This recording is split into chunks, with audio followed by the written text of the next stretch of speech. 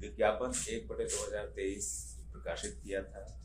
उसके बाद परीक्षाएं उसकी ली और उसके बाद अब सेकंड चरण यानी कि शारीरिक दक्षता परीक्षा की तरफ हम बढ़ रहे हैं। 1,07,079 अभ्यर्थियों को चयनित किया है शारीरिक दक्षता परीक्षा के लिए। इसमें पुरुष अभ्यर्थियों की संख्या 67,518 है और महिला अभ्यर्थियों की संख्या 39,550 है और इसमें ट्रांसजेंडर्स की संख्या 11 है। इन सभी में जो 1,07,079 हैं, इनमें 485 गृह रक्षक अभ्यर्थी और 433 स्वतंत्रता सेनानी के आश्रित भी शामिल हैं।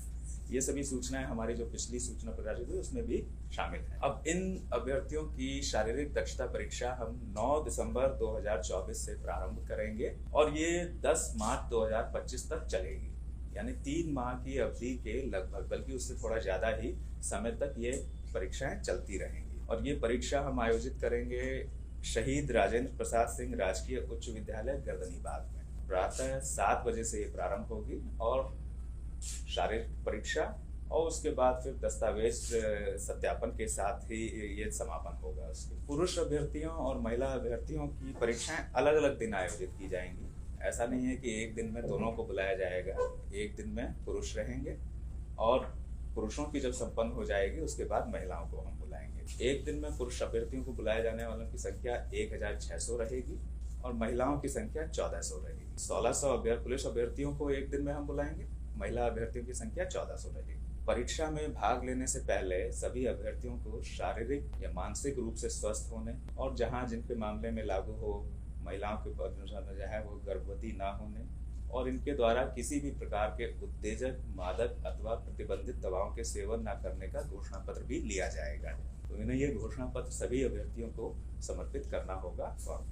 इस परीक्षा में दौड़ की, गोला फेंक की, ऊंची कूद की परीक्षाएं होंगी और इनके लिए मार्क्स प्रिस्क्राइब हैं कि कितना अचीव करने पर कितने मार्क्स मिलेंगे।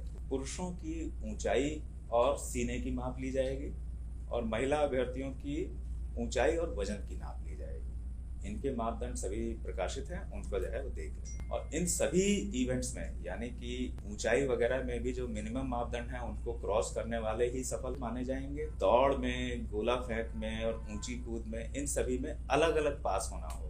ऐसा नहीं कि टोटल में पास होना है, हर एक इवेंट में अलग अलग अभ्यर्थियों को पास होना। किसी भी एक इवेंट में फेल होने या असफल होने का मतलब है कि वे आगे के चरणों में भाग नहीं ले सकेंगे और वे बाहर हो जाएंगे। तो इसलिए सभी अपनी हर चीज के लिए पूरी तैयारी करें। दौड़ की जो कार्रवाई होगी और उसके जो समय का आकलन होगा वो कंप्यूटरीकृत पद्धति से होगा। पहले भी परिषद वैसे ही करती आई है।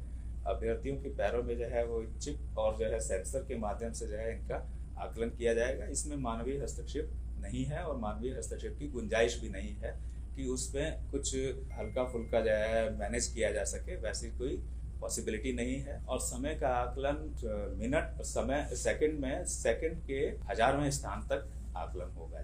दस्तावेज सत्यापन होगा और इसमें ये भी जो है चीज है अभ्यर्थियों के लिए है कि जब वे आएंगे तो उनके प्रवेश पत्र जो एडमिट कार्ड है उसी के माध्यम से उनको प्रवेश की अनुमति होगी और फिर उसके बाद उनके बायोमेट्रिक्स लिए जाएंगे और उनका मिलान लिखित परीक्षा के समय जो बायोमेट्रिक्स फीचर्स हमने रिकॉर्ड किए, फिंगरप्रिंट्स, फोटोग्राफ, वीडियोग्राफ आदि, उनसे जो है उनका मिलान किया जाएगा। तो सभी अभ्यर्थी ये ध्यान रखें और उनके परिजन भी यह रखें कि किसी तरह के पररूप धारण के लिए वे प्रयास ना करें। दस्तावेज सत्यापन जो होगा वो उसके लिए हम सभी कैंडिडेट्स को उनकी कोटि के आधार पर किन दस्तावेजों के साथ आना है उसका भी हम स्पष्ट उल्लेख कर दे रहे हैं ताकि उन्हें स्पष्ट रहे कि उन्हें किन किन दस्तावेजों के मूल प्रतियों के साथ सत्यापन के लिए उपस्थित होना है। यहाँ पर मैं फिर से जो है वह दोहरा दूं कि इसके लिए किसी भी अभ्यर्थी को एक्स्ट्रा टाइम या एक्स्ट्रा डेट नहीं दी जाएगी और ना ही उनका अनुरोध माना जाएगा। उस दिन वे अपने प्रमाण पत्र सारे जो है लेकर के आए, जो वे समर्पित करेंगे और जो जो है उनका मिलान किया जाएगा उसके आधार पर ही परिषद उनके क्लेम के पुष्ट होने अथवा ना पुष्ट हो पाने के बारे में निर्णय लेगी। उनका अनुरोध बाद में समर्पित करने या समय विस्तार का मान्य नहीं होगा, उस समय के आधार पर ही उनका मान लिया जाएगा। EWS कैटेगरी के जो हृदय हैं तो उसके लिए वित्तीय वर्ष निर्धारित है कि किस वित्तीय वर्ष का आपको प्रमाण पत्र या आय एवं प्रमाण पत्र जो भी बोला जाता है उन्हें लेकर के आना है।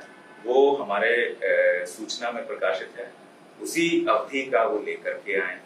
इसी प्रकार से जो बीसी या ईबीसी कैटेगरी के हैं जिन्हें नॉन क्रीमी लेयर सर्टिफिकेट देना है वे जो है लेकर के आए।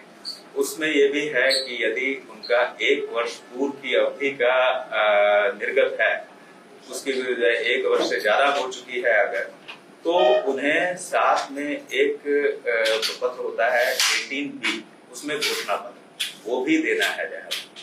यानी कि जिनका एनसीएल सर्टिफिकेट 1 वर्ष से पहले का निर्गत है उन्हें सर्टिफिकेट प्लस घोषणा पत्र दोनों देना है, एक से काम नहीं चलेगा। जिनका 1 वर्ष की अवधि के भीतर का है उनका जो है उससे काम सिर्फ एनसीएल सर्टिफिकेट से काम उनका जो है चल जाएगा।